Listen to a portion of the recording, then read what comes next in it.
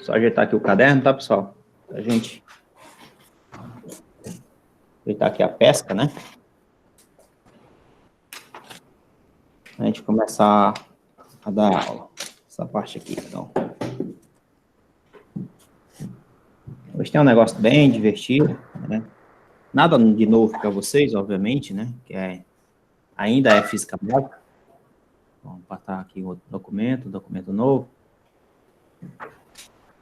A aula de hoje, então, vai falar de trabalho. Vai falar também de energia, certo? E tem uma parte, uma pequena parte, né, obviamente, vai falar de capacitância. Tá dando para ver aqui, pessoal? E pressão. Tá? Então, vamos lá. Primeira coisa, a gente tem, por definição, né, que trabalho, a gente vai definir por essa letra aqui, né, esse W. Trabalho é a integral de F escalado L. Tá? A gente costuma definir dessa forma, né? Só que o trabalho de uma força eletrostática, certo? Você tem uma carga em um ponto qualquer, uma carga num ponto qualquer, tá? Numa região que tem campo, certo? A região que tem um campo elétrico aqui nessa região, vamos dizer assim, tá? Essa carga aqui, ela vai sentir uma força.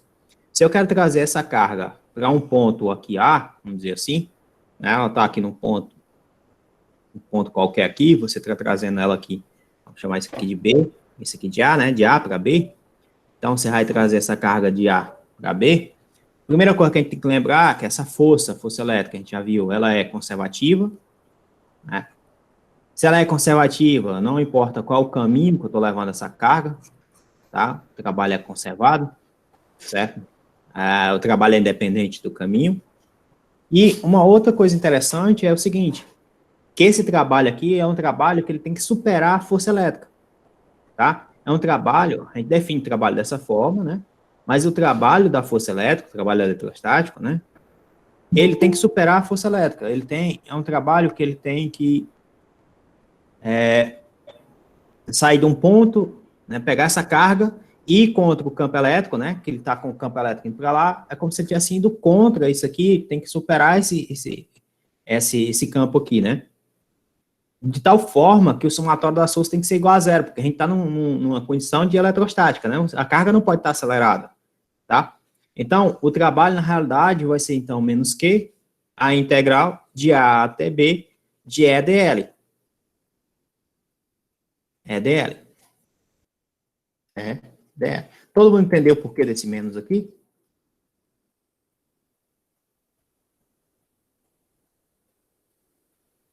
De novo, professor. Fala de novo, professor, por favor. Fala, meu filho. Vamos fazer um exemplo aqui. Você vai para academia, certo? Aí você pega um peso na academia, tá? O peso está no chão, você vai levantar esse peso, certo? Obviamente, você vai levantar esse peso de tal forma que a velocidade que você está levantando esse peso seja com velocidade constante, tá? Ou seja, o somatório das forças tem que ser igual a zero. Esse peso, ele tem um campo associado a ele, que é o campo gravitacional, né? Se ele tem um campo gravitacional, você tem uma força gravitacional. Então, para você poder levantar esse peso, você tem que aplicar uma força de tal forma que supere a força gravitacional, tá? E o trabalho, então, realizado vai ser o trabalho de você tirar o peso do chão até a altura que você quer. Só que esse trabalho aí, né, realizado aí, vai ser realizado por essa força, que é igual à força que está para baixo, né, que é a força peso, mas ele está apontando para cima. Sentido. Entendi. Entendeu? Então, quer dizer, o trabalho não tem sentido, né? É um escalar, né? Você teria que fazer um produto escalar aí, nesse caso, né? Do deslocamento com a força peso. Mas, enfim, a ideia é você superar, então, essa tua força. A mesma ideia acontece aqui na eletrostática. O trabalho, então, tem esse sinal negativo aqui, pensando já, porque se o campo está para cá, você vai ter que arrastar a carga de tal forma que você supere essa força, certo? É como se fosse uma força de esqueci a palavra, restauradora, né? Certo? Como se fosse, tá, pessoal? Não é exatamente isso. Então, o trabalho vai ser igual a menos Q, a integral de A até B, do campo elétrico, escalar dl. Por que eu posso colocar menos Q é dl? Porque a força elétrica é a carga vezes o campo, né? Como tem que superar, aí vem sinal negativo, certo? O campo elétrico, você pode escrever ele como sendo menos a integral, menos, a integral não, ficaria menos Q A até B, aqui menos o gradiente do potencial. Isso. Escalar dl, menos com menos fica mais, né? Então vai ficar Q, a integral de A até B, do gradiente do potencial, escalar dl. Tá? Isso aqui, obviamente, você vai aplicar o teorema fundamental do cálculo, então isso aqui, na realidade, vai ser o V de B menos o V de A. V de A, isso. Né? Então, o trabalho vai ser a carga vezes a diferença de potencial. A DDP, então, certo? Que é essa diferença de potencial, está associado a trabalho por unidade de carga.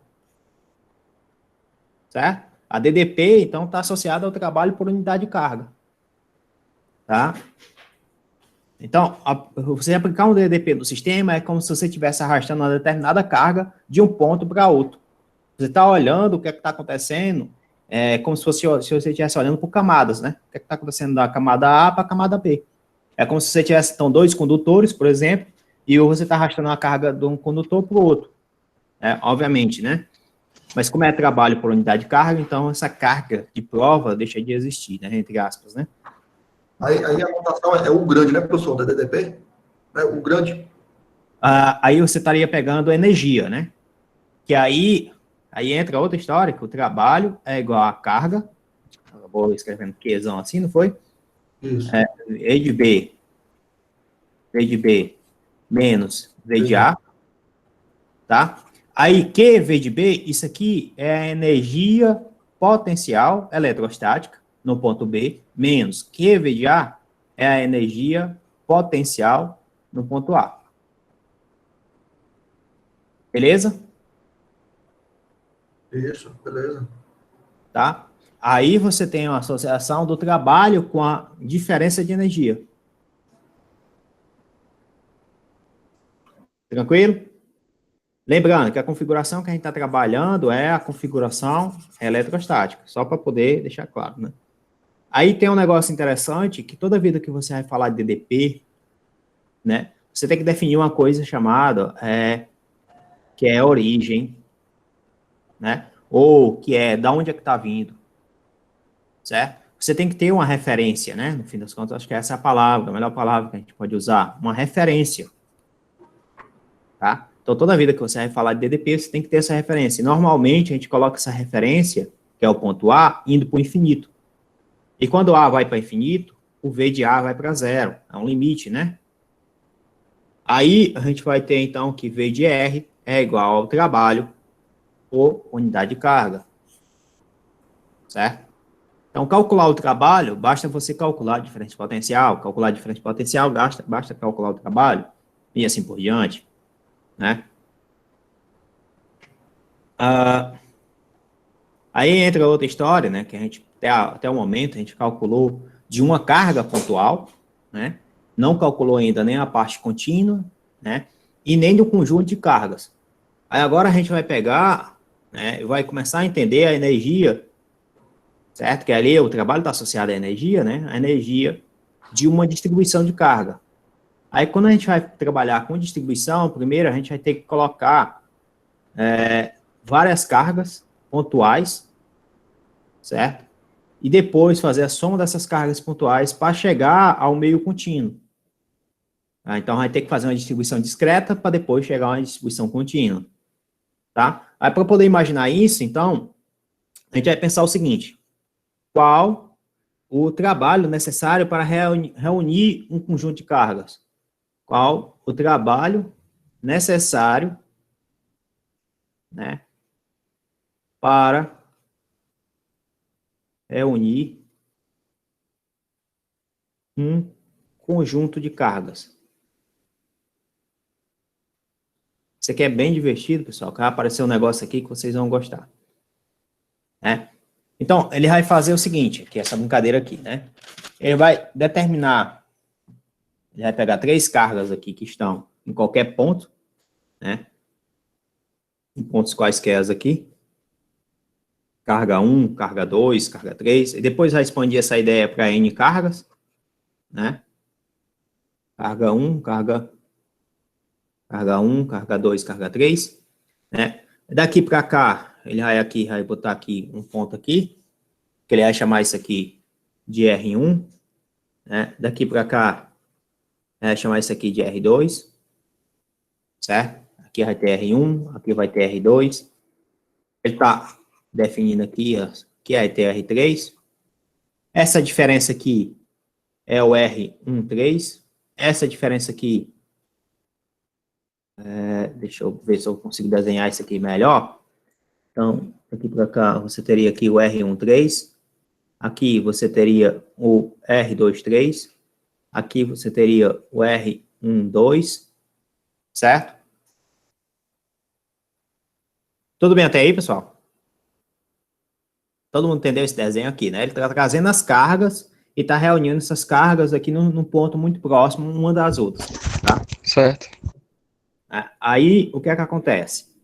Para ele trazer a carga 1, primeiro, todas as cargas estão longe uma das outras, certo? Então, qual o trabalho dele trazer a carga 1 até esse ponto bem aqui? Né? Então, qual o trabalho 1? Alguém saberia responder?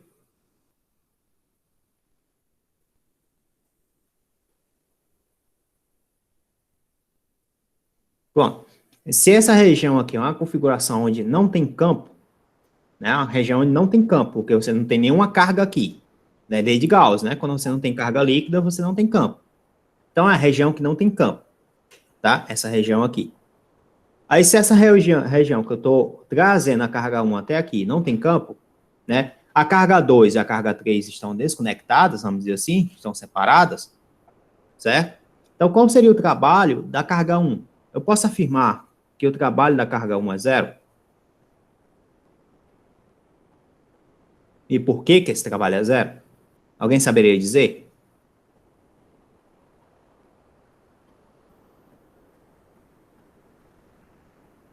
De novo, pessoal. Repare que nessa região aqui não tem carga. Se não tem carga, o campo é nulo. Né? A gente acabou de mostrar que para calcular o trabalho, a gente precisa do campo. Se o campo é nulo, não tem força. Não tem força, não tem trabalho. Não tem força, não tem trabalho, exatamente. Aí agora a configuração é o seguinte, ó, você tem uma carga 1 aqui. E você vai trazer a carga 2 próximo da carga 1. Então você tem o campo gerado pela carga 1. Certo?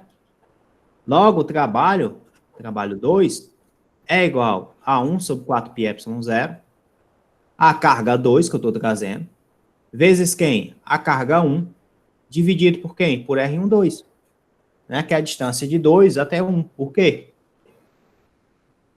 Né? Essa diferença aqui, ó. Tem uma diferença de potencial aqui entre esses dois pontos, não é? Beleza pura? Uhum. E o trabalho para trazer a terceira carga, como é que seria?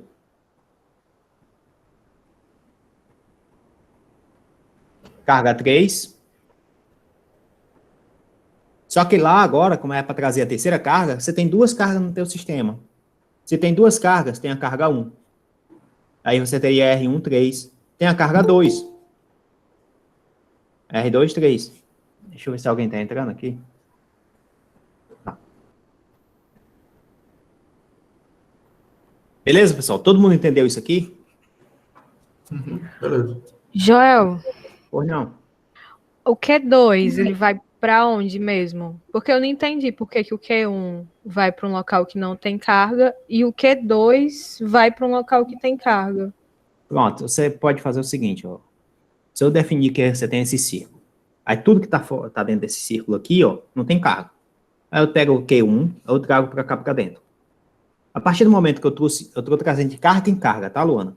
Então, a partir do momento que eu trouxe a carga 1, ficou a carga 1 aqui dentro.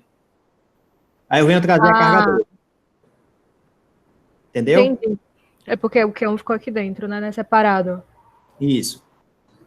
Aí agora eu vou Pronto. trazer a carga 2. Aí ele vai sentir o campo da carga 1. Agora eu vou trazer a carga 3. Ele vai Aí o sentir o campo da Q3, carga você vai 1. ter duas cargas. E se eu tiver mais uma carga? Professor, aí, no caso, vai dar um somatório? Vai dar um somatório duplo. Ó, se você tiver mais uma carga, vai ter o R12, um R14, o R24, o R34, tá?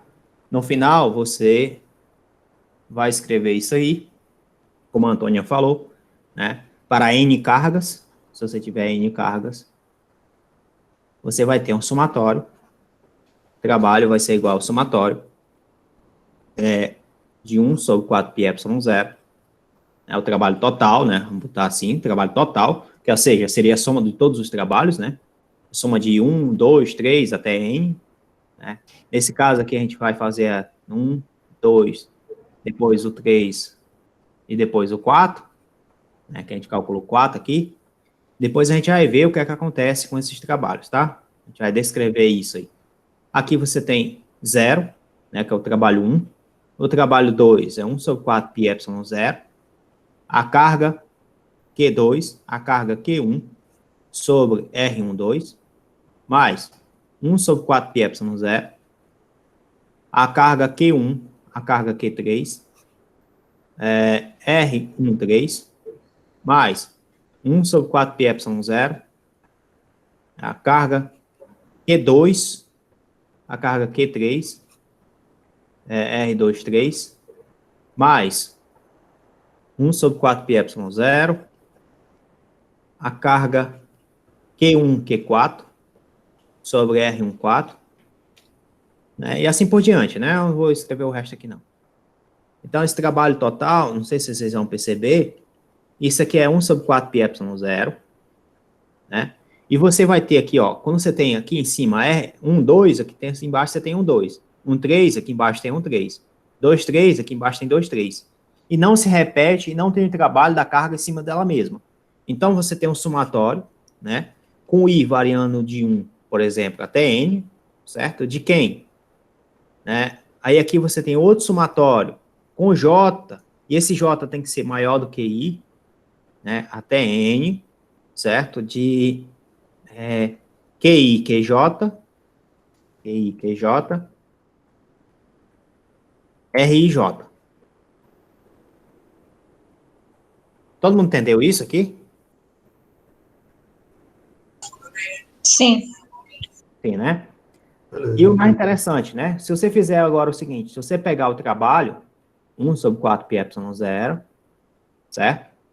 Somatório de I variando de 1 até N, somatório de J variando de 1 até N, né? QI, QJ, sobre RJ, você está multiplicando esse trabalho, você está calculando esse trabalho duas vezes, ó, porque, veja o seguinte, você está somando de 1 até N, 1 até N, né? Com I diferente de J, né? O I tem que ser diferente de J. Então, como você está fazendo esse cálculo duas vezes, porque você vai aparecer um momento aqui Q1, Q2, aparecer Q1, Q2, aí aparecer outro momento Q2, Q1. Certo? Todo mundo entende isso? Né? Que o somatório é em I, você soma todo mundo em I, depois você vai somar todo mundo em J. Então, isso aqui, na realidade, é um meio. Tá? O trabalho total você pode escrever desse jeito, como um meio do somatório de I variando de 1 até N, J variando de 1 até N. Aí aqui, vocês observem que vai ficar um meio, tá? O somatório de I variando de 1 até N. Aí aqui você vai colocar o QI. Aí depois você vai colocar 1 sobre 4 π epsilon 0. Somatório de J variando de 1 até N, né? Com I diferente de J, obviamente. PJ, RIJ. Tá? Essa expressão aqui é fácil entender que isso aqui é o potencial, né? Essa expressão. Todo mundo consegue entender isso? Isso aqui é o potencial?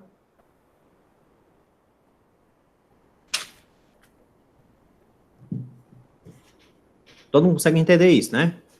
O potencial é 1 sobre 4 pi epsilon zero, a carga é sobre Sim. né? Então, você tem aqui, ó, que o trabalho é igual a 1 meio do somatório de I variando de 1 até N, da carga I, vezes o potencial, aqui, ó, que vai depender somente de I, né? Então, você tem um somatório da carga I vezes o potencial aí, dessa carga, né? Vai trazer dela até a determinada distância que você quer. Tá? Isso aqui lembra alguma coisa a vocês, essa expressão?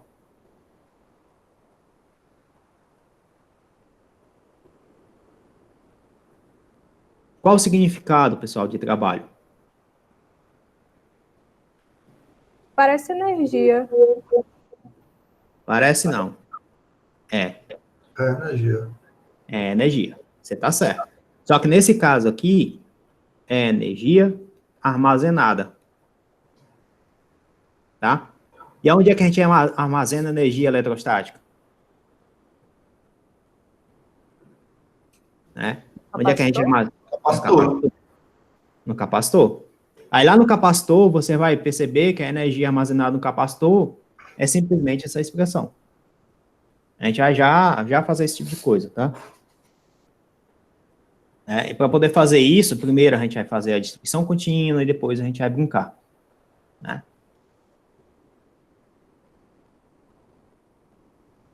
É bem... O livro faz essa brincadeira.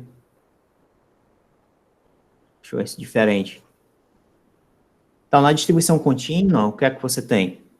Primeiro, você está pegando esse sistema aqui, ó. Tá? A gente vai olhar para esse sistema aqui, ó. É um somatório de QI e VRI. Né? O trabalho é igual a 1 meio do somatório de I variando de 1 até N, de QI, V, de RI. Tá? Quando você tem um somatório, pessoal, esse somatório, você pode substituir ele simplesmente pela integral. Né? Quando é que você substitui ele pela integral? Quando você pega uma pequena variação de carga. Né? Quando você está pegando cargas infinitesimais. Então, o trabalho, você pode escrever ele como sendo o meio da integral de ρ, né, o potencial, e sobre um volume, porque ρ dV é dq, né? dq, você pode escrever ele como sendo ρ dV, né, ou ρ de tal aqui, que eu estou chamando isso aqui, elemento de volume, tá? Só para não confundir com o potencial. Todo mundo entende que foi feito? Tá claro? Tá tranquilo? Tá cristalino? Tá de boas? Beleza.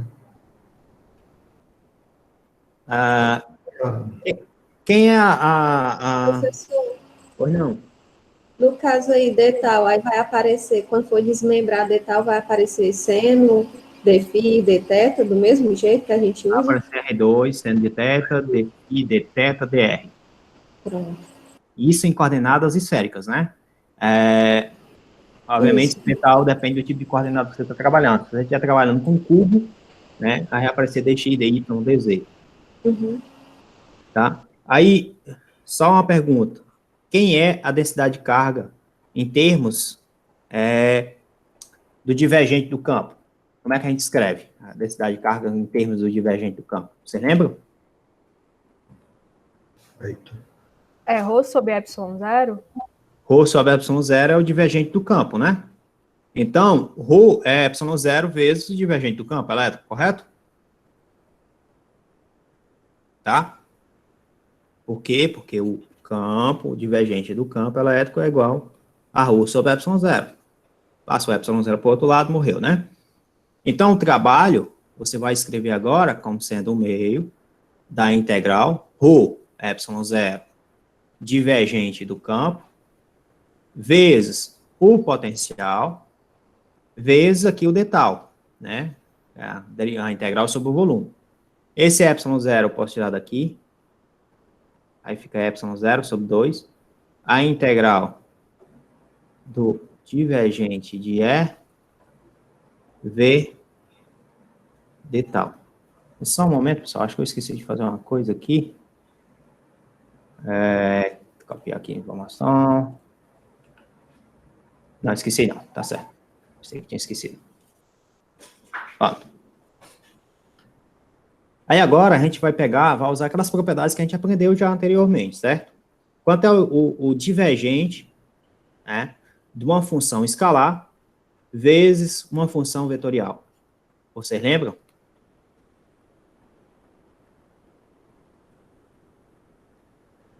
Tá, para quem não lembra, é a função escalar vezes o divergente da função vetorial, mais, aí agora a gente tem a função vetorial escalar ao gradiente da função escalar, né? Aí, repare que essa parte aqui tá aqui, ó. Tá vendo? Bem aqui, ó. É a mesma coisa. Ou seja, eu posso substituir isso pela diferença desses dois aqui, não é? Então, o trabalho vai ser igual a epsilon 0 sobre 2, né? A integral de quem? Do divergente de V menos escalar ao gradiente de V, certo? E aqui a gente teria d tal. Isso aqui eu posso transformar em duas integrais. Aí eu vou transformar em duas integrais, né? Epsilon sobre 2, a integral, o divergente de V vezes o campo, d tal, menos a integral de E escalar ao gradiente de V. O gradiente de V, se eu não me engano, é menos E, não é? Porque a gente tem que E é igual a menos o gradiente de V. Isso d tal. Tudo bem, pessoal? Até aí? Beleza. Então, o trabalho, né, a gente está falando de trabalho total, que o tempo inteiro, tá, pessoal? Você está fazendo a soma de todos os pontos aqui em relação à integral, né? Você teria aqui o divergente de V campo elétrico, d tal, mais a integral de E ao quadrado, d tal. O interessante é que isso aqui vira uma integral de superfície, né, por conta do teorema do divergente. Né? Então, o teorema do divergente, isso aqui virou integral de superfície fechada. Faltou uma coisa aqui também, né? Epsilon 0 sobre 2 aqui, né? Esse epsilon 0 está multiplicando todo mundo aqui, né? Isso aqui vai ficar integral de superfície fechada, V é escalar dA, mais epsilon 0 sobre 2, a integral de E ao quadrado de tal. Certo? Esse é o trabalho total numa superfície, né? Aí acontece aqui, você tem uma superfície aqui, certo? E você tem um volume. Aí o livro faz toda uma discussão dizendo o seguinte, que essa superfície aqui, esse volume, né? Você, obviamente, quando você está calculando a integral pela lei de Gauss, o campo elétrico, né? Ele é um determinado valor enquanto tiver carga. No momento que não tiver carga, ele é zero. Certo? Aí ele começa a fazer uma discussão lá, né, em relação ao crescimento, como é que estaria o potencial, para onde é que vai o potencial, para onde é que vai o campo, e como é que seria a UDA, né, que o potencial vai proporcional a 1 sobre R, o campo é proporcional a 1 sobre R2, né, proporcional a 1 sobre R2, e o DA, né, é proporcional a R2, né, que é a área, né, então você tem metros quadrados em relação à área. Logo, essa integral de superfície, ela diminui quando você aumenta esse volume. Quando o volume é muito extenso, né, essa integral de superfície, ela está diminuindo, certo? Porque esse volume pode ser um volume imaginário, mas na realidade você está calculando somente esse volume que tem em determinado ponto, né? Aí, ele está, no fim, ele poder dizer que quando você calcula em todo o espaço, você vai para todo o espaço, o trabalho calculado em todo o espaço é simplesmente a integral, né, todo o espaço, é simplesmente a integral do campo elétrico ao quadrado de tal. Certo? Não sei se vocês lembram disso, né, dessa parte aí, né, que é bem interessante, que a gente já viu que a energia, ela é proporcional ao quadrado do campo. Não sei se vocês lembram disso. Professor, pode voltar um slide anterior só para me ver uma coisa?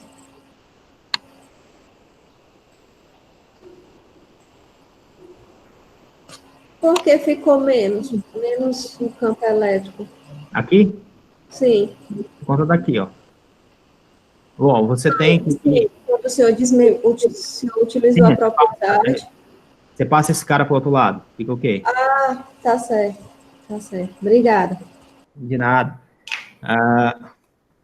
Bom, vocês lembram disso, né? Que a energia é proporcional ao quadrado do campo, né? A gente já passou, vocês já passaram isso já. Normalmente não se vê como essa integral, mas basicamente essa é a ideia, né? Belezinha, pessoal? Boa. De boa, né? Aí, como exemplo, o livro coloca o seguinte, né? Você tem uma casca esférica. Ele coloca como se você tivesse uma casca esférica. Certo? De raio R. Né? Densidade de carga sigma. E essa densidade de carga está uniformemente distribuída. É uma informação valiosíssima, tá? Essa densidade de carga está uniformemente distribuída. Aí ele pergunta, então, quanto é o trabalho aí, né? Quanto é o trabalho que você teria aí? O trabalho de quê? Não lembro da pergunta da porra aqui, não. Enfim, deixa pra lá. Essa daqui, professor, encontra a energia de uma casca esférica uniformemente carregada com carga total Q e raio R. Exemplo 2.8, na página 66. Página 66, né? Isso. Pronto. Vai dar. É isso mesmo, encontra energia, pronto. Então, encontrar energia, na realidade, é encontrar o trabalho, né? Você tem que fazer encontrar o trabalho. Aí, para encontrar o trabalho, existem duas formas. Uma, né? Você usa o fato de que o trabalho é igual a 1/2, né? Da integral de ρ, né? Que era aquele V, né? Que é o potencial, certo? O potencial dq, certo? Esse dq aqui, como você tem uma carga que está na superfície, é sigma dA. Então, isso aqui vai ficar 1/2 de sigma V dA. Certo? Existe essa possibilidade, ou existe essa possibilidade. A gente vai fazer dos dois aqui, só para você poder ter uma noção, né? Então, isso aqui vai ser 1/2, né? Sigma, eu não sei quanto é, eu deixo aí. Tá? O potencial é 1/4πε0, né? A carga Q, certo? A carga Q, dividido por R, né? Que é o potencial na superfície, né? Essa carga aqui, obviamente, é sigma A, mas isso aí é outra história, né? E aqui eu teria o dA. Quem é o dA? Em coordenadas esféricas, por exemplo. Você está pegando uma casca esférica, né? O dA, né, a gente pode dizer que isso aqui, na realidade, isso aqui é R2, né? R2, Seno θ, dθ, dφ. dφ. Né? Aí isso daqui, eu posso dizer então que um trabalho vai ser 1/2 de sigma, 1/4πε0, né? Carga por R, vezes R2, e aqui você teria 4π, que é a integral de seno de θ, dθ, dφ, né? Porque isso aqui tudo não depende de θ nem de φ, certo? 4πr2 é a área. Área vezes sigma, quem é?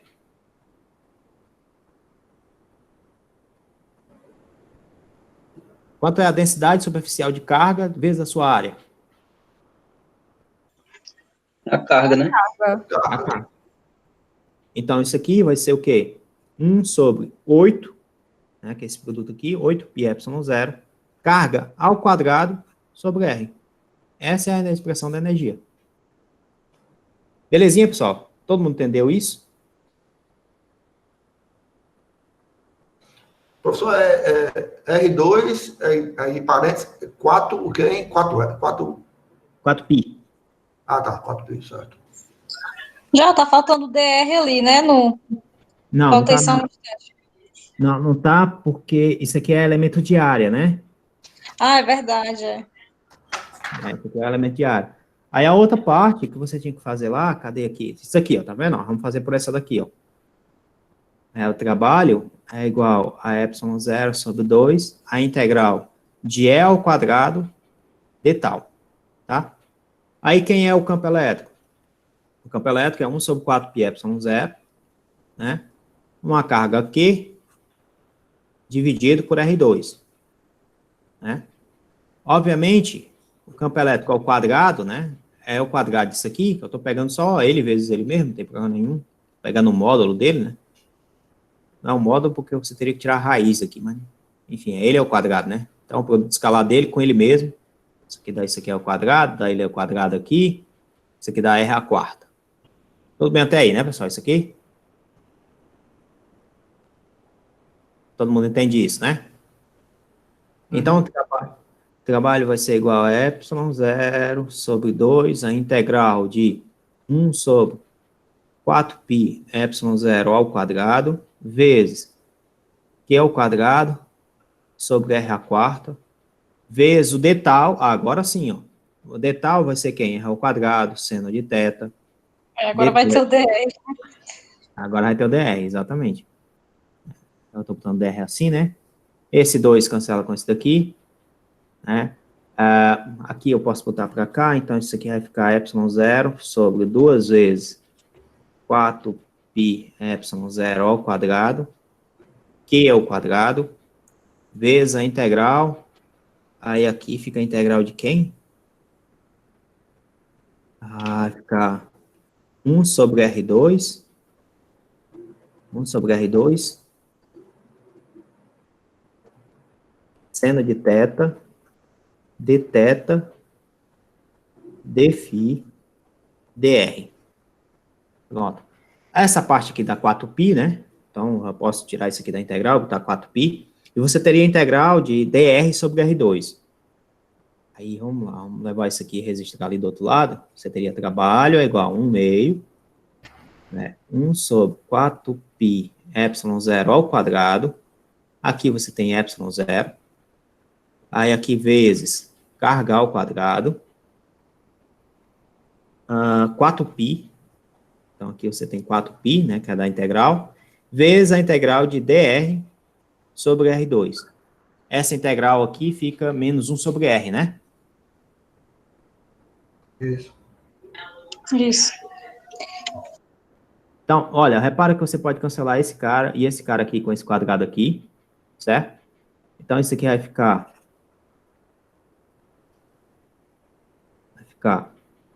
trabalho, vai ficar 1 sobre 8π ε0, que é o quadrado, vezes 1 sobre R. E isso aqui tem menos 1 sobre R, não é?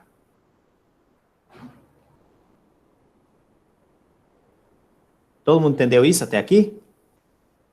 Aí agora vamos colocar o limite. Qual é o limite? De R até infinito. Por que de R até infinito? Veja que eu coloquei o campo. Onde é que eu coloquei o campo? Foi aqui, não foi? Veja que eu coloquei o campo dessa forma. O campo dessa forma, né? Ele é dessa forma para todo e qualquer campo que esteja na superfície da casca esférica ou que seja com R maior do que R, né? Então, esse R dele aqui tem que ser maior ou igual ao Rzão para poder funcionar. E como eu estou calculando o trabalho em todo o espaço, eu estou calculando em todo o espaço, ó, que está dizendo bem aqui na fórmula aqui, ó, todo o espaço. Então, eu tenho que calcular de R até infinito. Beleza? Todo mundo entendeu isso? Ok. E por que eu não preciso calcular de 0 a R?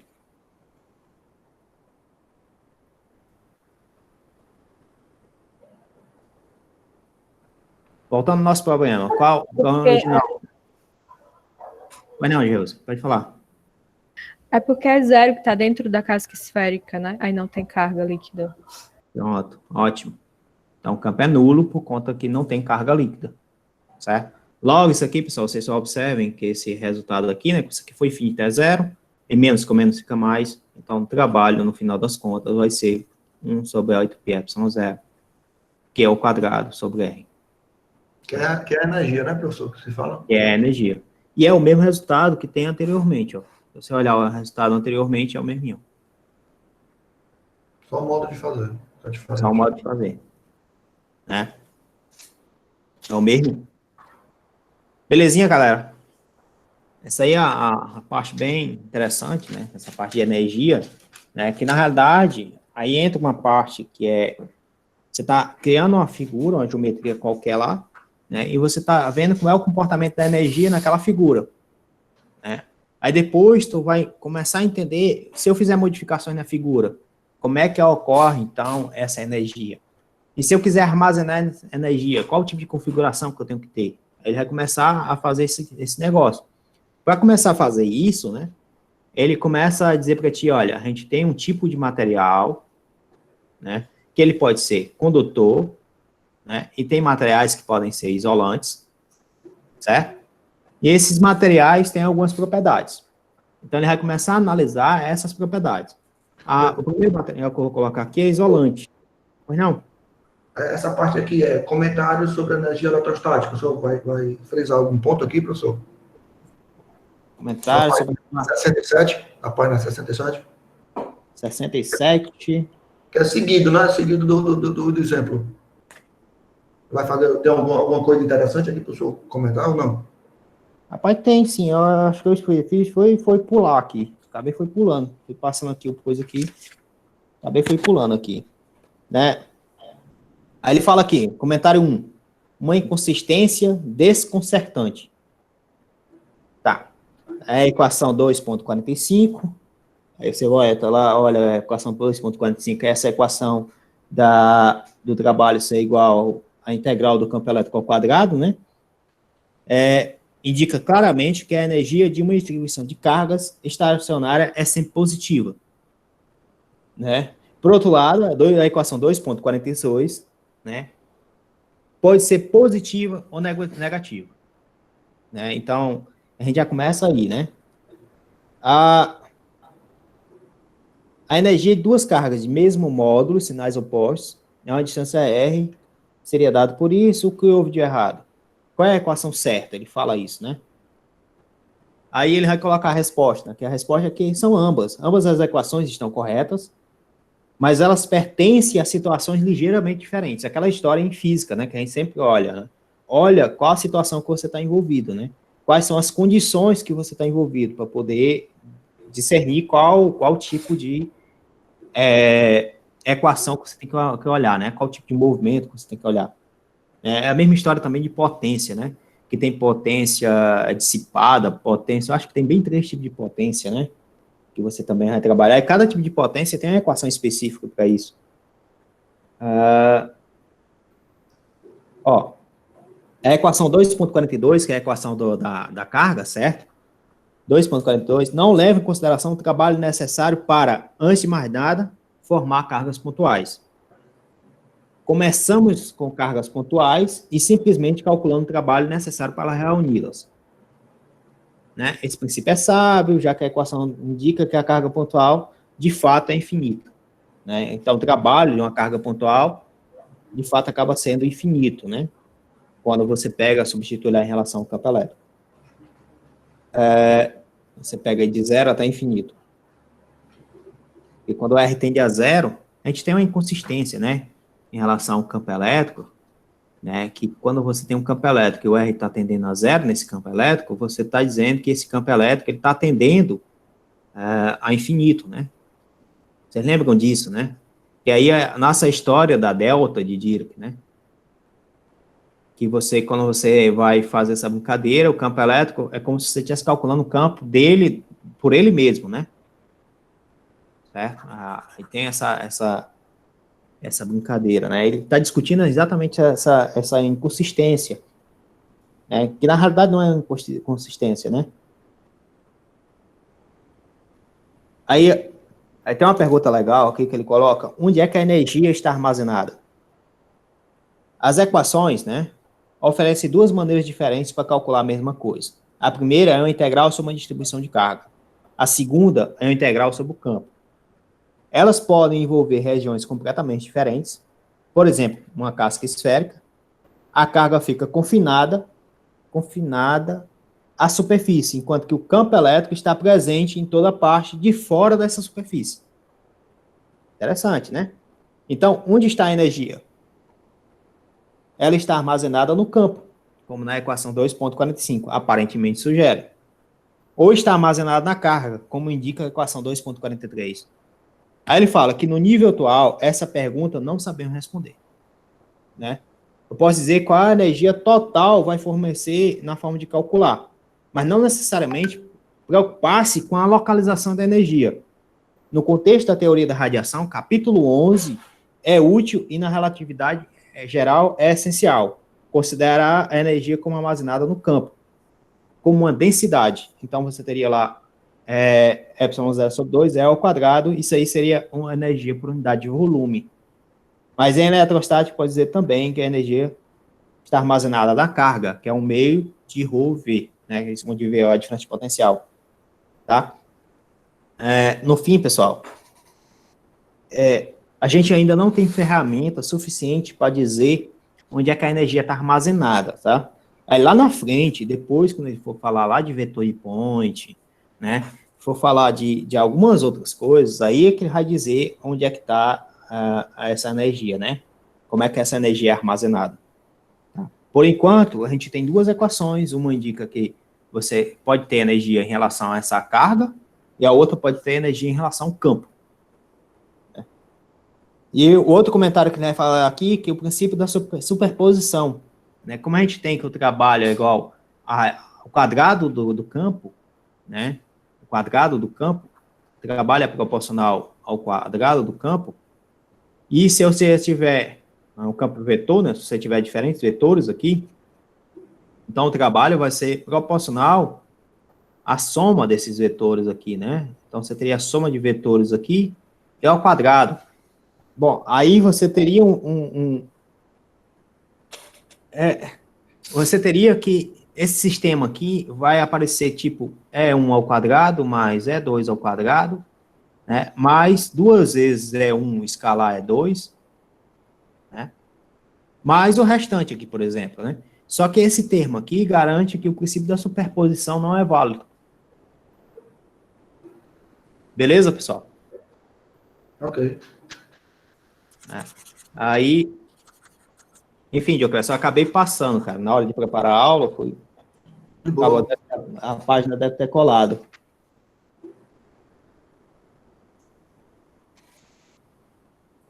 Enfim, deu para entender, galera? Ele tem uma discussão bem legal, deu uma lida. Obviamente, só esse livro não é suficiente para essa discussão, né? Tem que dar uma lida em outros livros, né? Em outros materiais. E tem outro tipo de discussão. Tem o física fenomenológica, acho que é o nome, física conceitual, né? Que também é interessante, tem umas discussões interessantes. Tem o física fenomenológica do Normando, que também é interessante. O livro do Moisés não traz muita discussão sobre isso, né? O livro do Resnick, muito menos. Então, acaba complicando um pouco as coisas. O livro do Jackson, que é aquele livro que eu mostrei para vocês, é mais matemática, né? É engraçado que o livro do Jackson, ele tem muita física nos exercícios. Cada exercício dele é uma forma diferente de você pensar, e aí você vai ver a física por detrás do sistema, é bem interessante, tá? Então, de forma geral, a gente tem 3 tipos de materiais, de forma geral, tá, pessoal? Porque, obviamente, a gente pode ter supercondutor também aqui, né? Outros materiais, né? Então, isolante, semicondutores e condutores, todos esses materiais são definidos por uma coisa chamada gap de energia, né? Você tem um gap de energia, vocês lembram disso, né? Que cada material em química, você tem a banda de valência e a banda de condução. Então, você tem aqui, na banda de valência, né? E a banda de condução. E a distância entre a banda de valência para a banda de condução define se o material, essa distância aqui, define se o material, se ele é isolante, se ele é um semicondutor, ou se ele é condutor. Tá? Se a distância é muito grande, Agora, esse muito grande que é o detalhe, né? Porque grande quanto, né? Essa é a pergunta, grande quanto, tá? Eu não sei responder para vocês isso de imediato, né? Que eu teria que olhar qual é essa porcentagem, mas se essa distância for razoável, né? Você teria aqui um isolante. Se for menor, né? Mas não encosta, uma banda não está encostando na outra, tá? É pequena a banda, é pequena essa distância, você tem um semicondutor. E se essa distância for muito pequena, né, você teria um condutor. Essa é uma forma de você definir, a forma mais simples possível, tá? Uma outra forma de você imaginar é que o semicondutor, existe a possibilidade de você criar uma chave onde você controla o liga-desliga, né? Você pode, então, colocar um campo lá, nesse material, onde você, dependendo de quanto você coloca de campo, você pode transformar esse material na passagem de elétrons, né? Você possibilita a passagem de elétrons para a banda de condução, tá? Então, você possibilita corrente elétrica, certo? Então, esse tipo de material gerou várias aplicações, então você tem muitas aplicações em cima desse tipo de material, né? O isolante tem um negócio interessante em relação à carga, né? Que se você coloca a carga no isolante, você tem aqui um isolante qualquer, e se você vem aqui e coloca a carga aqui, nesse ponto, a carga não é distribuída, a carga fica nesse ponto, tá? Se o material for um condutor, a carga é totalmente distribuída na superfície, certo? Então, você vem aqui, você coloca a carga, ela vai se distribuir na superfície. O isolante não, ele vai ficar aqui. Beleza, pessoal? Isso não é nenhuma novidade para vocês, né? Se vocês tiverem alguma observação, vocês podem fazer. Se tiverem algo a mais para falar, vocês podem falar também. Eu estou ouvindo. Bom, então vamos lá para as propriedades aqui do condutor. Primeira delas, o campo é nulo dentro do condutor. Alguém sabe dizer por que o campo é nulo dentro do condutor?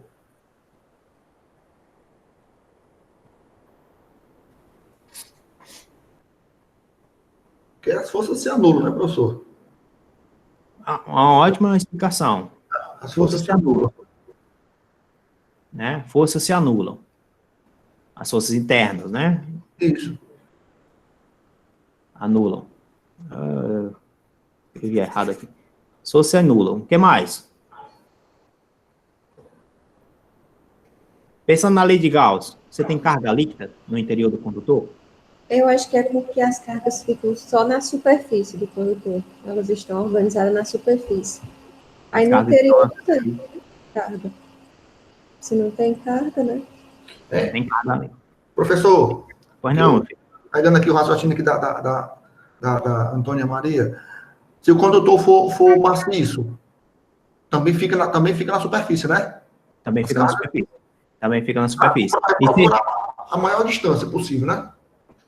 E se ele tiver maciço, E se ele for assim? Ele é um maciço com buraco. E aí? Como é que estaria as cargas? ficaria nas bordas, né, professor? Imagino eu. Ficaria na superfície. Ficaria na superfície externa e na superfície interna. Na borda que digo. Isso, né? Então, você falou, na borda. Né? Então, isso aí tem uma... Professor, Não, filho. e se for vários condutores, né, vários fios maciços enrolados uns nos outros? Cara, boa pergunta, né? Que você tá pegando aí, você tá pegando como se fosse... a realidade é essa, né? Que a gente vê. Né? Que você Os cabos, né, de ligação hoje, né? Eu não sei se a gente estaria vendo um condutor único, né? Porque, na realidade, eu acho que é isso que a gente vê quando você faz eletrização por contato, né? Essa carga que está aqui nessa esfera, que está totalmente distribuída, por exemplo, você tem uma carga totalmente distribuída aqui, né? E você tem uma esfera que não está distribuída, quando você encosta uma na outra, é como se você estivesse enxergando um único condutor. Certo. né? Então, é como se ele estivesse vendo só a superfície maior, né? Ele distribui uniformemente na superfície do condutor. Então, acho que seja isso, tá? E tem outra coisa interessante nesse fenômeno em relação ao condutor. Se você tivesse cargas internas separando aqui, certo? Carga líquida aqui, né? No condutor, aí você entra com aquela história de eletrização por indução. Por indução. Que você vai fazer ocorrer uma separação dessas cargas. E quando você ocorre a separação dessas cargas, aqui gera um campo, e aqui gera um campo induzido. Aí esse campo induzido gerado é contrário ao campo inicial, faz com que esses campos se cancelem. Beleza? O campo induzido vai ser contrário ao campo original, fazendo com que esses processos se cancelem. Mas isso estou falando no interior do condutor, não na superfície, tá? Na superfície isso é possível de fazer sim. Uhum. Beleza pura, pessoal? Até aí? Ficou bem explicado, professor. Entendi. Ρ é igual a zero, dentro do condutor. Enfim, isso aqui a gente já discutiu, né? Condutor. Densidade de carga. Eu sempre vou escrever. É igual a zero dentro do condutor. Isso aqui a gente já discutiu já. O terceiro ponto aqui. Qualquer carga líquida fica na superfície, né? Isso aqui também a gente já discutiu. Mas eu vou registrar aqui só para poder... Tem um professor que ele dizia, escreve que fica no sangue. Né? Qualquer carga líquida fica na superfície. Ele falava que para você aprender, para você... esse processo de ensino-aprendizagem também passa pelo fato de você estar escrevendo. Então, o fato de você copiar também é um processo de aprendizagem. Enfim. Eu estudo escrevendo, professor. Tanto no papel como na lousa. Na lousa é bom que a gente tem uma visão melhor, né? E é falando. É bacana, é bacana. Alguém sabe dizer por que isso? O condutor é uma superfície equipotencial? É equipotencial, na realidade, né? Alguém sabe? O mesmo potencial, né? Na superfície. Teria o mesmo potencial, né?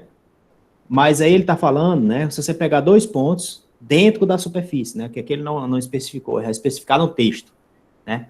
Mas se você pegar dentro da superfície, né, interno, certo? Vai ser equipotencial porque o campo elétrico é igual a zero, não é? Certo? E a diferença de potencial a gente já viu como sendo menos a integral de E dl, não é? Sim, sim. Então, isso aqui é igual a zero, logo o V de B é igual a V de A. Tá? Isso dentro da superfície. Certo? Aí tem um negócio interessante que a gente vai ver depois, que o campo elétrico, né, no condutor, a gente já viu isso na realidade, né? Pelas condições de contorno lá, que o campo elétrico, na superfície ele é perpendicular. Não tem campo tangente, ele é perpendicular. O campo elétrico é diferente de zero na superfície, né? Mas ele é perpendicular. A gente viu isso pelas condições de contorno. Vocês lembram disso? Sim. Pronto. Então, na superfície, o campo elétrico ele é perpendicular. Aí ele faz uma discussão, né, sobre por que o campo elétrico ele tem que ser perpendicular. Por que não pode ser tangencial? E ele faz essa discussão, né? Aí ele fala, né, que imediatamente a superfície até anular a componente tangencial. Aí ele fala o seguinte, né? Se o campo elétrico não fosse perpendicular, caso contrário ele fosse tangencial, né? A carga iria imediatamente fluir, né? Porque você teria campo, ou seja, você iria criar a corrente.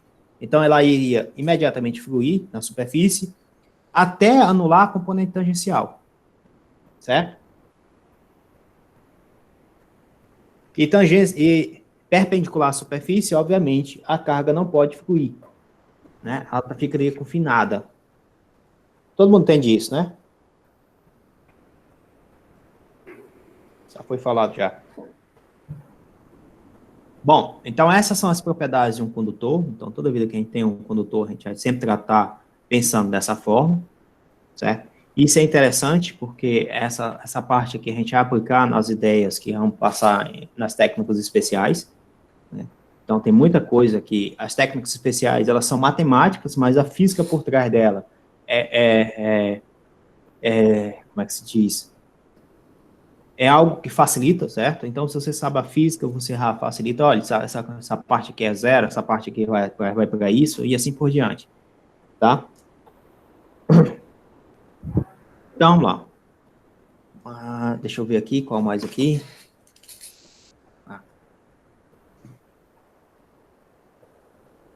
Então, ele vai tratar agora de uma coisa chamada carga superficial, ou seja, carga na superfície.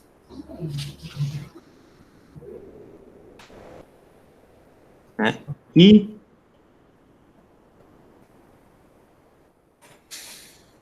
superficial. E força sobre um condutor. Na realidade, ele não vai falar de força, tá? Ele vai falar de pressão. A gente vai já entender por quê. Então, num condutor qualquer que a gente tenha, né? Esse condutor qualquer aqui que a gente tem, se a gente botar aqui definir uma pequena área nesse condutor, tá? É fácil entender que o campo aqui, ele é externo a essa superfície aqui, ele é perpendicular. Então, tá aqui a direção normal, certo? E esse campo, né, a gente já viu anteriormente, ele é igual a sigma sobre ε0 na direção da normal. A gente já viu isso, certo? E interno, né, quando a gente pega um campo interno, a um condutor qualquer, isso aqui a gente já viu que ele é zero, né? Nas condições de contorno, a gente tem que o campo, né, de cima menos o campo de baixo era igual a sigma sobre menos sigma sobre ε0. A gente viu isso, não foi? Aí o que é que acontece agora? É fácil entender que sigma, né, vai ser igual a ε0 vezes o campo. O campo, né, na direção normal, aqui está na direção normal, tá vendo? ε0 vezes o campo está na direção normal, tá? Então, para você poder aqui tirar essa normal, você bota escalar aqui. Escalar a direção normal, esse aqui você pode escrever, então, como sendo o gradiente, né? O gradiente é ε0, escalar não, né? Escalar não. ε0, o gradiente aqui, menos o gradiente, né? Menos o gradiente de V aqui, você tem.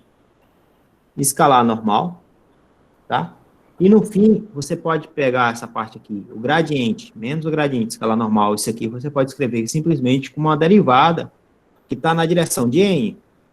Tá? Isso aqui dá menos, por conta desse menos vir aqui, a derivada de V na direção de N. Olha, veja que você está fazendo um gradiente em relação a todos os componentes, e você está fazendo o produto escalar com a direção que está normal.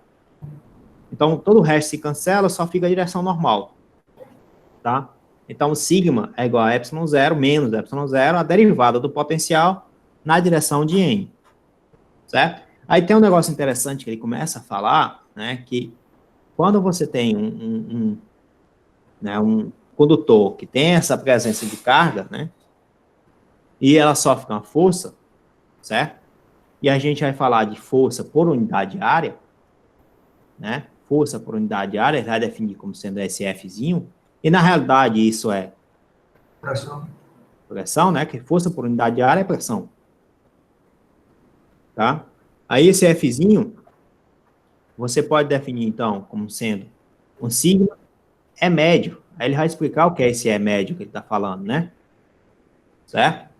Esse daqui tem a condição de ser o sigma, que multiplica o campo acima, mais... Esse aqui é uma soma vetorial, tá, pessoal? Que eu posso botar positivo. Então, não tem problema nenhum, né? Quando você define as direções do vetor, é que você tem aí esse negócio positivo ou negativo, que você define o sentido, tá? Lembrando, né, que aqui eu botei sigma, por quê? Porque a gente tem que força é igual a carga vezes o campo, certo? De uma forma bem tosca aqui, né? Então, força por carga, força é igual a carga, área, força é igual a sigma, área, campo, né? Porque quando você pega uma densidade superficial, carga é igual a sigma A, né? Aí, então, você pode escrever aqui, ó, força por área igual a sigma vezes o campo, certo? Todo mundo entende isso aqui, né? Onde foi que veio isso aqui? Então, levando em consideração isso, né, ele vai explicar por que que usa o E médio, né? O que seria esse campo médio aí, né? Que ele está pegando. Então, ele vai olhar de novo para a superfície do teu condutor, né? Aquela superfície lá. E ele vai entender o seguinte, que aqui você tem o sigma sobre ε0, sobre 2, né? Porque você tem a metade aqui. Aqui você tem um campo qualquer, que ele vai chamar de campo outro, certo? Você tem um campo qualquer, um campo externo, vamos dizer assim, tá? Aí, depois dele definir isso, né, colocar esse campo externo, ele vai encontrar quem é o campo acima e quem é o campo abaixo. O campo acima é igual ao campo devido à parte externa, campo outro, mais sigma sobre 2ε0 na direção normal. E o campo abaixo, né?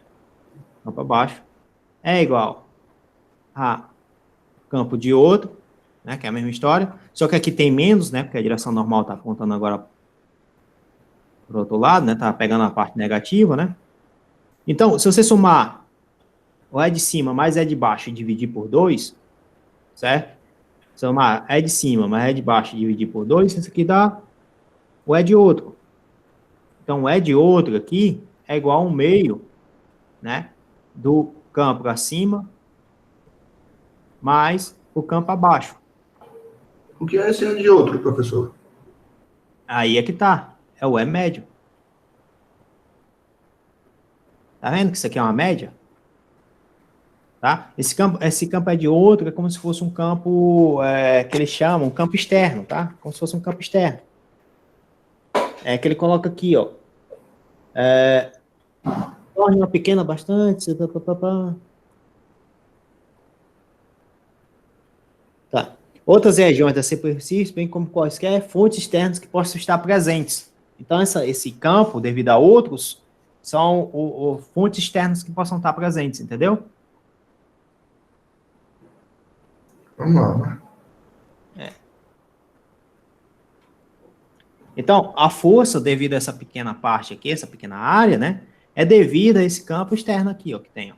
E é uma média do campo de cima mais o campo de baixo, certo? E quando você faz isso, né, em relação a essa média aqui, ó, tá?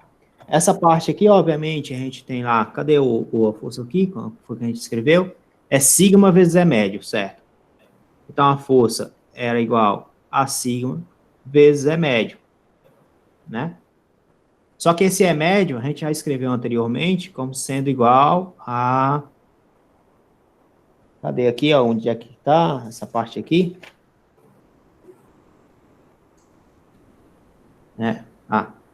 Esse E médio a gente escreveu como sendo o campo acima mais o campo abaixo dividido por 2. Então, é sigma.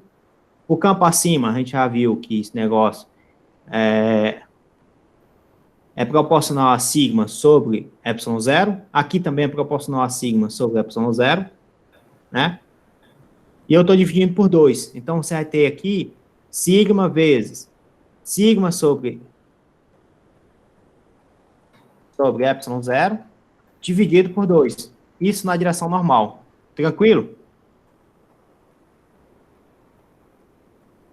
Tranquilo, pessoal?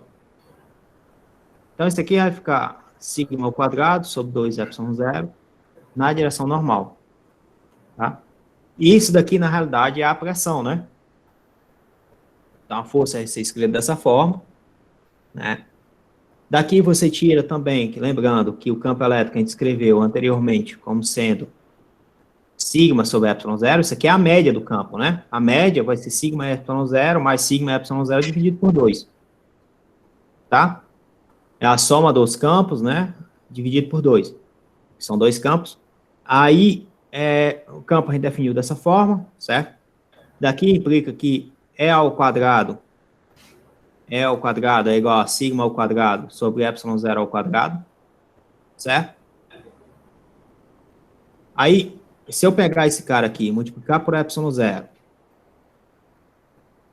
multiplicar por ε0, dividir por 2, isso aqui de E ao quadrado, ε0 sobre 2 E ao quadrado, isso aqui vai ficar sigma ao quadrado sobre 2 ε0, não é? Todo mundo entende isso? Sim. Né? Então, daqui você tira que a pressão é igual a ε0 sobre 2 E ao quadrado. Né? Tá? Isso é bem divertido, né?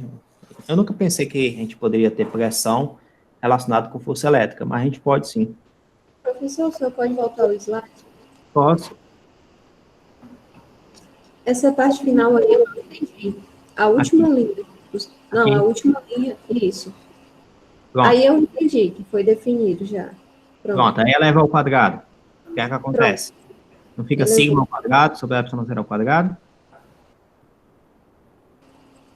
Isso. Né? Pronto. Aí agora faz o seguinte, eu vou multiplicar ε0 e dividir por 2. ε0 vezes dos dois lados, certo?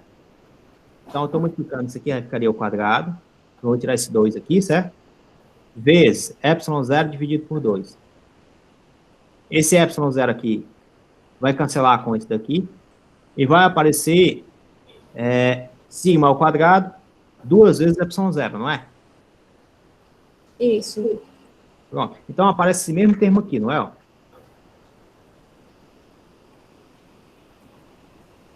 É o mesmo termo.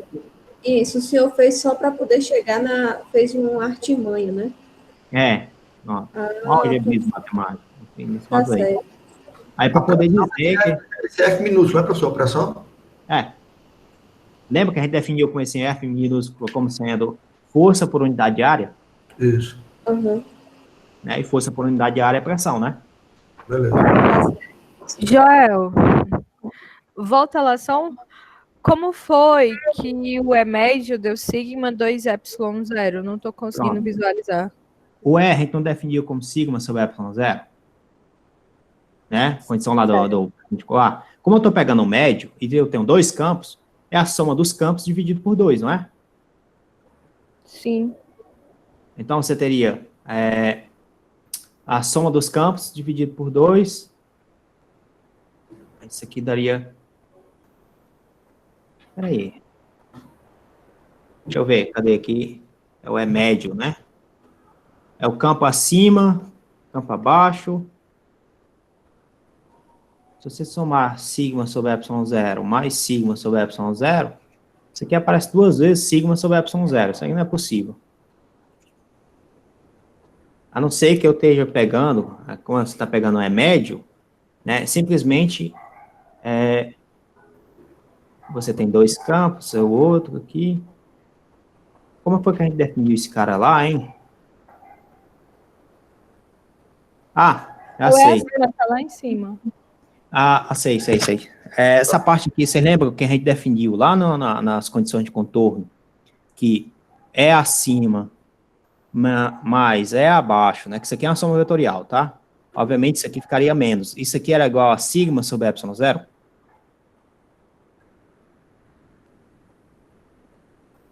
Que era o E acima, isso na aula anterior. É acima menos o E abaixo, lá nas condições de contorno. Isso, a condição. Isso, E acima menos E abaixo, isso aqui era igual a sigma sobre ε0. Aqui eu estou fazendo a soma vetorial, né? Quando eu for fazer a soma, levando em consideração os sentidos, esse sinal aqui troca. Né? Então, isso aqui dá sigma sobre ε0. Então, essa soma dá sigma sobre é. Então, o E médio é sigma sobre é dividido por 2. Tá certo, professor. Vou dar uma olhadinha na aula passada. Uhum. Pronto. Eu também acabei confundindo sua cabeça aí. Mas, enfim. Outra parte aqui que a gente vai falar de capacitores. Tá? A gente termina hoje esse capítulo, esse aqui é o último assunto. Reparem, pessoal, que tem muita coisa que fica em aberto, tá? Fica muita coisa. Então, tá fazendo um curso de eletricidade e magnetismo, né? Então, é muito rápido. É um curso de eletromagnetismo. Né? Na realidade, o curso de eletromagnetismo começa no próximo capítulo. Esse aqui é só a parte de revisão básica, né? Aí o próximo capítulo, a história é outra. Tá? Essa parte é a parte fácil. E depois a gente começa a piorar. Bom, pessoal, a diferença de potencial, né? Ele já definiu agora o livro, já definiu o que é um capacitor, certo? Tem uma coisa interessante que a gente aprende com o pessoal da computação, que é esse capacitor, na realidade, é um filtro, né, que você pode ter ele como sendo um filtro, né? Você pode colocar algumas funções nesse capacitor, né, que aí entra a parte também, que vocês podem fazer esses concursos também de sinais e sistemas, né? Não é coisa de outro mundo também, estudar sinais e sistemas. Tem uma matemática lá que é da função delta, e tem essa parte de capacitores, e a visão de como é que é um capacitor, qual a função do capacitor em relação a esse tipo de sistema, tá? Que ele vai mostrar exatamente isso, no livro de engenharia.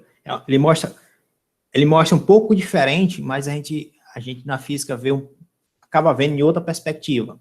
Então, se vocês puderem, depois de ter tempo, né, se tiverem tempo, ler outras perspectivas, é bem interessante, tá? Então, ele vai definir, primeiro, para definir o capacitor, ele vai dizer o seguinte, que você tem dois condutores, um carregado positivamente, outro carregado negativamente, certo? Não importa qual é o jeito que esses condutores, por enquanto, tá? E ele vai calcular a diferença de potencial entre esses capacitores. Aí, quando ele vai calcular a diferença de potencial entre esses capacitores, ele começa a fazer uma discussão sobre isso, certo? Primeiro, ele vai dizer o seguinte, a gente sabe que o campo é proporcional ao potencial.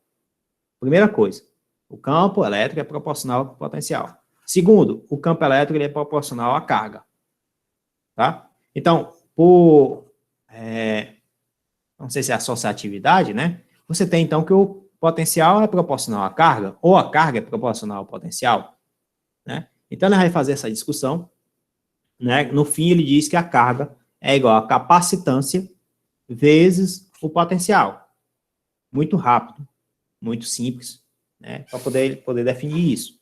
Então, ele define capacitância, né, como sendo, ele define carga sobre potencial, tá? Mas para você poder ter uma capacitância, aí ele vai definir o tipo de sistema que você tem que ter isso, que é um sistema carregado positivamente, né, próximo a um sistema que está carregado negativamente. Então, você tem dois condutores, um carregado com carga positiva, outro carregado com carga negativa, né? E esse potencial que ele define aí, na realidade, é uma diferença de potencial, é uma DDP, tá? Então, e essa capacitância, né, vai falar para ti o quanto de energia ela tem armazenada. Então, o quanto de energia eletrostática tem armazenado no meu sistema, tá? E essa capacitância, tem um fato bem interessante sobre isso, que ela só depende de uma coisa, chamada geometria. Geometria do capacitor, tá? Quando se fala em geometria, se fala em formato, tamanho, distância entre os capacitores, né? Com carga positiva, carga negativa. Então, são condições que, olha, é só volume, área e distância. Então, é geometria, tá? Beleza pura, pessoal, até aí?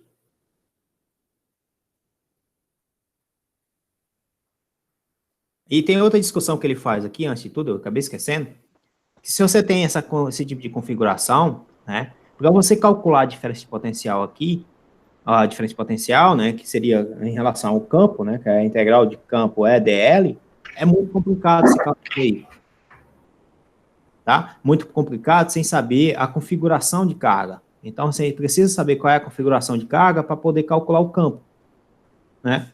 E aí ele faz essa suposição, né? Faz suposição não, né? Afirma que pela lei de Coulomb o campo é proporcional à carga. E a gente acabou de mostrar que o campo também é proporcional a diferença de potencial, né, a DDP. E quando você vai mexer com capacitor, você sempre vai fazer essa brincadeira aqui, ó, sempre, tá? Tente fazer essa brincadeira aqui, da integral de menos para mais, né? Se você for calcular o V de menos, menos o V de mais, tá? O V de mais, menos o V de menos, certo? Se você for calcular o V de menos, menos o V de mais, aí sim, você estaria fazendo de mais para menos. Bom, e para finalizar, né, essa parte de em relação à capacitância, que horas são, hein? São 8 horas, dá tempo. Para finalizar, a gente tem agora um exemplo, né, que é o exemplo de casca esférica. Então, capacitor de casca esférica, né? Não sei se eu consigo desenhar, rapaz. Não.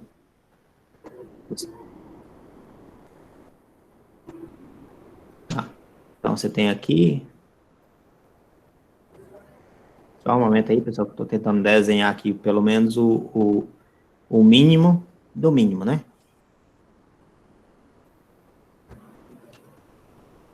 Suponha que seja duas cascas aqui esféricas, concêntricas, tá? No mesmo raio.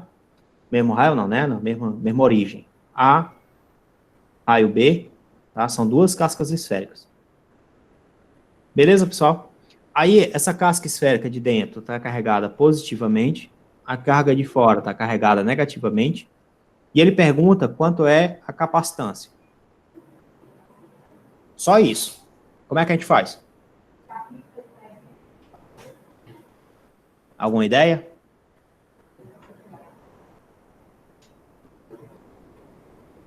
Quer saber a capacitância. Toda vida que você quer saber a capacitância, a primeira coisa que tu faz... Tem que achar a DDP. Hã? Calcular o potencial, né? É, a DDP. No caso aqui é a DDP, né? Que é... O V de mais menos o V de menos, que é igual a menos a integral de E DL. DL. Né? De menos até mais. Mas aí esse de menos aqui é do A? Não, é do B, né? Ao menos é o B. Certo? Do B até o A. Tá, ó, porque aqui tá carregado negativamente, né? Aí tem outro detalhe aqui que você esqueceu, né? Que na realidade a primeira coisa que tem que fazer é saber qual é o campo do meu sistema. Certo? E esse sistema, como ele está saindo daqui até aqui, então é entre as cascas. Então tu vai ter que colocar aqui primeiro uma superfície gaussiana para tu encontrar o campo elétrico, né? Então, campo elétrico vai ser dado pelaquela integral lá, né, de Gauss, né? É a integral, superfície de E, escala dA, é igual a carga encerrada sobre epsilon zero, tá? Isso é fácil de fazer, né, que o campo aqui ele é uniforme, então sai da integral, né? Aí o campo sai da integral, porque é uniforme, é constante, né, em todos os pontos aqui dessa superfície. A área vai ser 4πr2, né, 4πr2. A carga é a carga que tem aqui em cima dessa parte aqui em A, né? Então, seria Q, positiva, dividido por epsilon zero, logo, o campo elétrico é igual a carga Q, 4π epsilon zero, R2, tá? Substitui lá e vai encontrar o DL. O DL, se você observar agora, o DL, ele está vindo de A, né, para B. O DL, então, está no sentido de R, não é? Todo mundo consegue entender isso? Que o DL está no sentido de R? Então, DL, eu posso dizer que isso aqui é igual a DR na direção de R, tá? O campo elétrico aqui, você pode até colocar assim também, que ele está na direção de R. Ele é divergente, né? Esse campo. Então, ele estaria aqui, na direção de R. Beleza, pessoal? Até aí? Tudo bem até aí? Tá claro para todo mundo isso aí? Vamos lá, né? Vamos É lá. uma esfera, né, professor? Né, Joel? É uma esfera. Tá. É uma casca esférica, na realidade, né? São duas cascas esféricas. Tá? Aí, você vai ter aqui menos a integral de B até A, né? O campo elétrico vai ser Q, 4π epsilon zero, R2, DL vai ser DR, Ó, aqui está na direção de R, R escalar R é 1, então você não precisa se preocupar. Isso aqui sai da integral, então a diferença de potencial aqui do mais para o menos, né? Isso aqui eu vou chamar só de V, isso aqui vai ser igual a menos Q sobre 4πε0, a integral de dr sobre R2. Isso daqui dá a mesma coisa de C, isso aqui está variando de B até A, né? Isso aqui dá a mesma coisa de C, Q sobre 4πε0, isso aqui vai ficar menos 1 sobre R, com esse menos aqui cancela, então isso aqui vai ficar 1 sobre R, variando de B até A. Todo mundo entendeu isso aqui? Tá claro para todo mundo? Sim. Então vai ficar Q sobre 4π. 1 sobre A menos 1 sobre B, né? Ou seja, você vai ter aqui, então, V igual a Q, 4πε0, né? Aí isso aqui vai dar B menos A sobre AB, né? Tirando o MMC, né? Isso. Dá isso aqui. A capacitância, vocês lembram lá que Q é igual a C vezes V, né?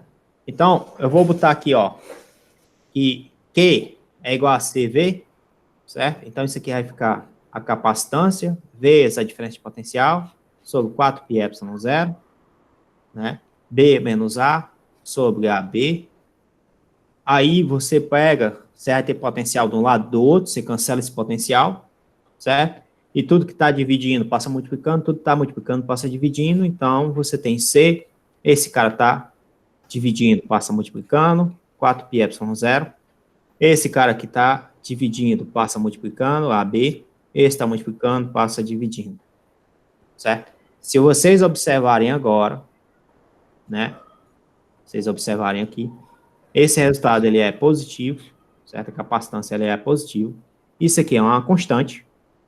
E isso aqui é o raio da esfera A, raio da esfera B. Isso aqui é a distância entre as esferas. Certo? E esse raio A, raio B, né? Você tem o produto dos raios, isso forma uma área. Porque 4πr2 é uma área esférica, né? Então, você tá dizendo aqui para mim, ó, que a capacitância, ela é proporcional à área, né? E inversamente proporcional à distância entre as placas. Belezinha, pessoal? Deu para entender? Ficou tranquilo? Dá um tempo aí, Sim, professor. sim. Aqui, viu? Hã? Dá um tempinho aqui para eu concluir aqui a minha anotação, por favor. Pois não, meu filho. Fica à vontade aí.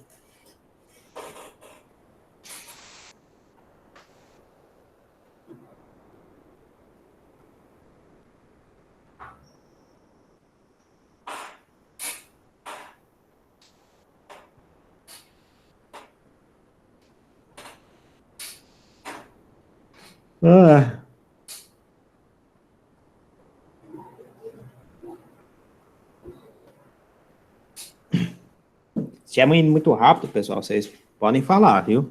Se eu for no meu ritmo é uma coisa, se eu for no ritmo de vocês é outra. Se o ritmo tiver bom, digam. Se não tiver, falem que a gente vai tentando ir de mais devagar ou mais rápido, né? Quem manda é vocês aí. Pode passar, Dioclésio? Dioclésio.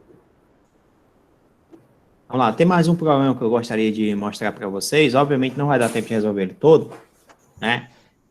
Mas pelo menos a primeira parte eu faço ele, né? Que é o problema 2.46, né? E esse problema você tem um potencial escrito dessa forma, menos lambda R sobre R, né?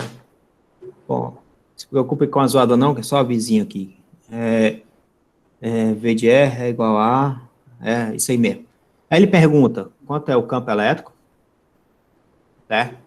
Ele pergunta quanto é a densidade de carga, e ele pergunta quanto é a carga total. Tá? Então, primeira coisa, né? A gente sabe fazer cada uma dessas coisas. Certo? Vocês sabem fazer cada uma dessas coisas. Por que vocês sabem fazer cada uma dessas coisas? Primeiro, o campo elétrico, ele é igual a menos o gradiente do potencial. Primeira coisa. menos o gradiente do potencial. Eu sei que o divergente do campo elétrico é igual a ρ sobre ε0. Então, daqui você tira que ρ é igual a ε0 vezes o divergente do campo elétrico. Ou seja, ρ é igual ao ε0 divergente menos o gradiente do potencial. Daqui você tira, então, que ρ é igual a menos ε0 laplaciano, né, do potencial. Tranquilo até aí? Tá? E a carga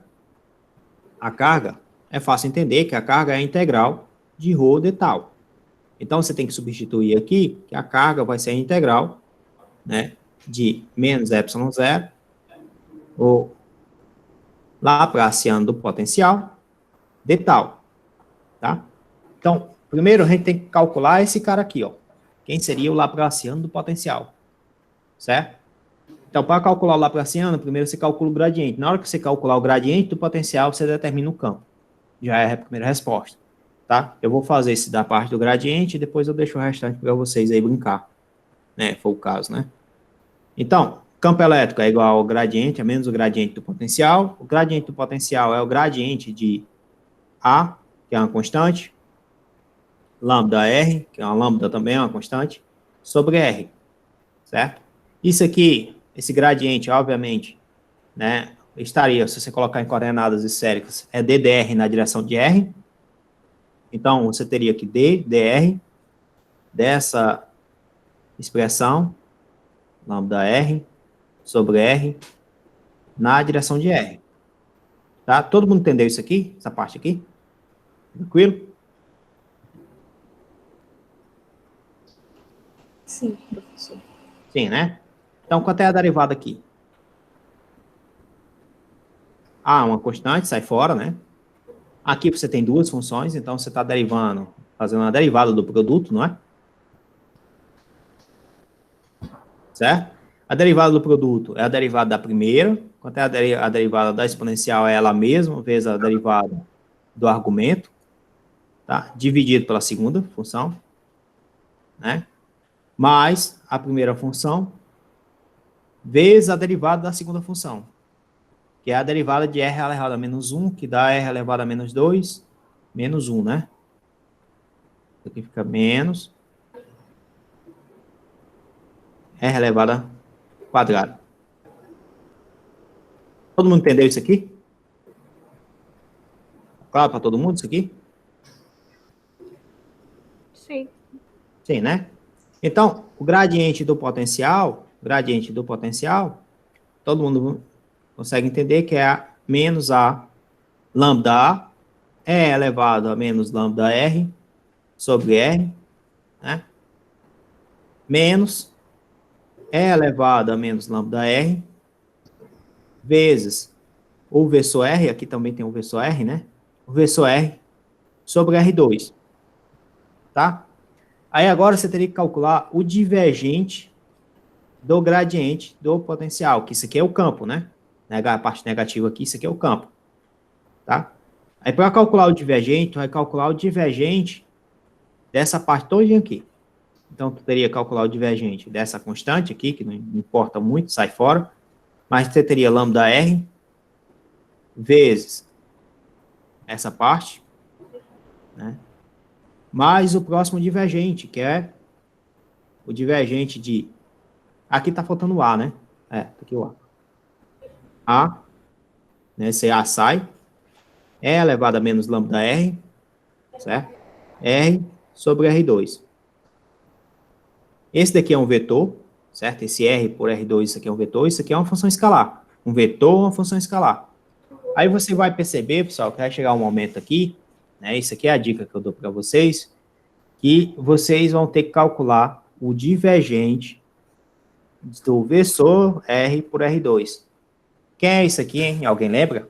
Quanto é que dá esse resultado? Essa divisão é um vetor? Essa daqui? Sim. Ela é um vetor por causa disso aqui. Então é zero, não?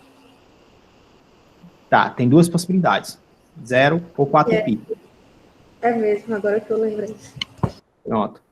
Então, você entende que isso aqui Na realidade, esse resultado é 4π vezes a delta de R. Tá? E essa é a dica que eu dou para vocês, vocês teriam que desenvolver isso aqui, e para desenvolver isso aqui, você acaba chegando nesse resultado aqui. Professor, isso aí é uma condição, né? É uma condição, né? Aí, quando é que é zero? É para todo R diferente de zero, né? Para todo R diferente de zero é zero. Para todo R igual a zero, é 4π.